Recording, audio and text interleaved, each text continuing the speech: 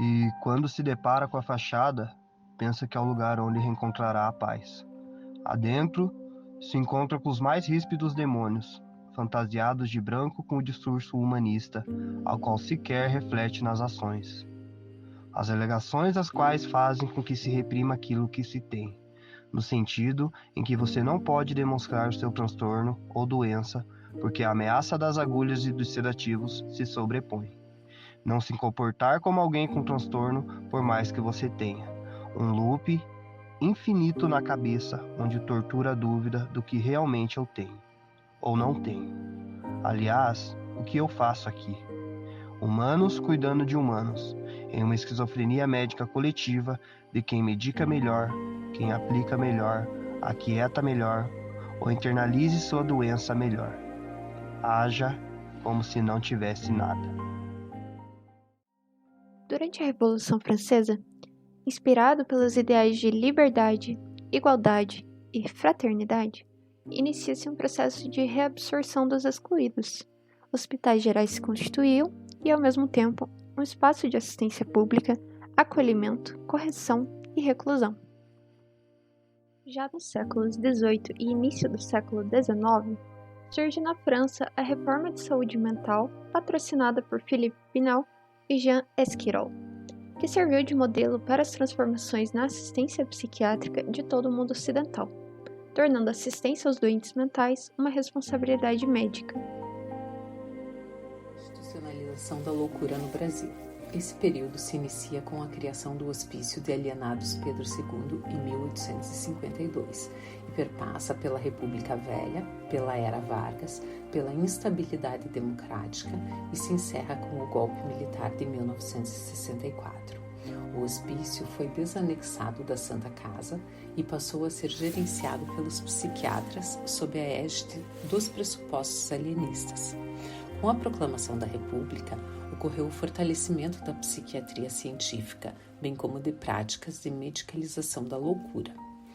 A promulgação do Decreto 24.559 de 1934 constituiu em marco legal que perdurou pelo século XX. Tal decreto instituiu, em nome da manutenção da ordem ou da segurança pública, que todos os loucos deveriam ser retirados do convívio comunitário e internados em estabelecimentos psiquiátricos. Fortalece-se, assim, a ideia de adoecimento mental associado à periculosidade e como antítese de cidadania. Essa concepção favoreceu as internações arbitrárias e a política de encarceramento como modelo de assistência aos doentes mentais. Autoritarismo e privatização da saúde mental, 1964 a 1978. Neste período, o cuidado passa a ser centrado no hospital e no encarceramento, iniciando assim a privatização e a indústria para o enfrentamento da loucura. Hospitais psiquiátricos superlotados com serviços de má qualidade e imprudência médica, e um modelo de atenção centrado na assistência hospitalar e no setor privado.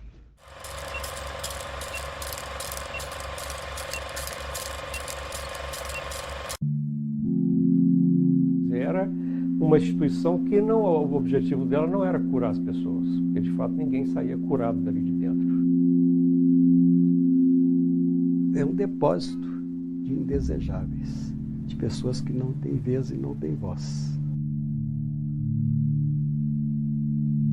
Ninguém nunca viu um ser humano degradado a tal condição. A quem interessava ter a colônia? A sociedade. Foi a sociedade brasileira, mineira, que fez, pagou e deixou isso aqui acontecer. E é uma história de muita vergonha, né? Assim, é uma herança muito pesada, mas é a nossa história e ela precisa ser contada.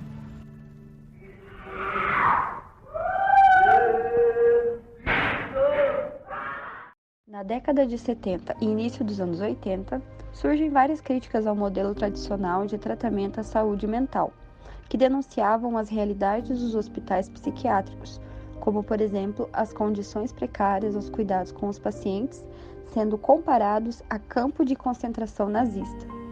O movimento da reforma psiquiátrica no Brasil contou com várias associações de profissionais de psiquiatria e de psicologia, dando origem ao movimento de luta antimanicomial brasileiro. Redemocratização, criação do SUS e ascensão da reforma psiquiátrica brasileira entre os períodos de 1984 e 1990.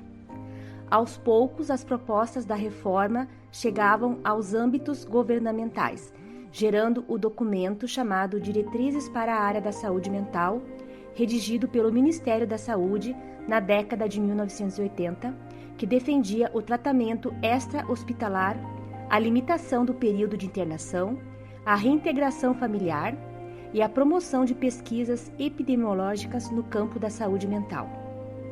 O Sistema Único de Saúde, SUS, inspirado no modelo britânico, foi instituído pela Constituição Federal de 1988, no seu artigo 196, que dispõe: a saúde é direito de todos e dever do Estado, garantido mediante políticas sociais e econômicas que visem a redução do risco de doença e de outros agravos e ao acesso universal e igualitário às ações e serviços para sua promoção, proteção e recuperação. Com o SUS, toda a população passou a ter direito à saúde de forma gratuita, com fundamento em 3 princípios: universalidade, integridade e equidade. Lei 10.216/2001. Trata-se dos direitos dos portadores dos transtornos mentais e tratamentos. Os serviços substitutivos aos manicômios, hospitais psiquiátricos passaram a ter privilégio, como os CAPs e NAPs, os leitos psiquiátricos em hospitais gerais e oficinas terapêuticas. Apesar da mudança de concepção de saúde mental e redução do número de instituições manicomiais no país, os CAPs e NAPs tiveram um surgimento tardio e sem investimento financeiro que atendesse às suas reais necessidades, conforme previsto em lei, diretrizes e normas. Desse modo, o atendimento posto em prática, a partir da reforma psiquiátrica, ainda apresenta alguns limites. O Canto dos Malditos. Sequelas e sequelas. Sequelas não acabam com o tempo, amenizam. Quando passam em minha mente, as horas de espera, sinceramente, tenho dó de mim.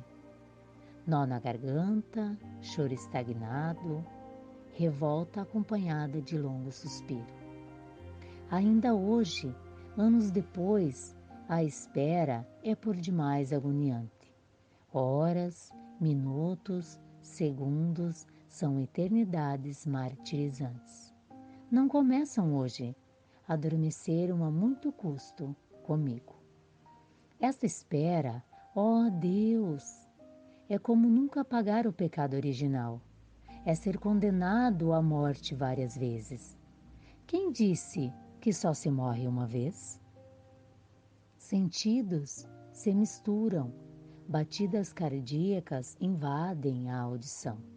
Aspirada a respiração não é entrouxada. Os nervos já não tremem, dão solavancos. A espera está acabando. Ouço barulho de rodinhas. A todo custo, quero entrar na parede, esconder-me, fazer parte do cimento do quarto. Olhos na abertura da porta rodam a fechadura. Já não sei quem é ou o que sou. Acuado, tento fuga alucinante. Agarrado, imobilizado, escuto parte do meu gemido. Quem disse que só se morre uma vez? Poema escrito por Austragésilo Carrano.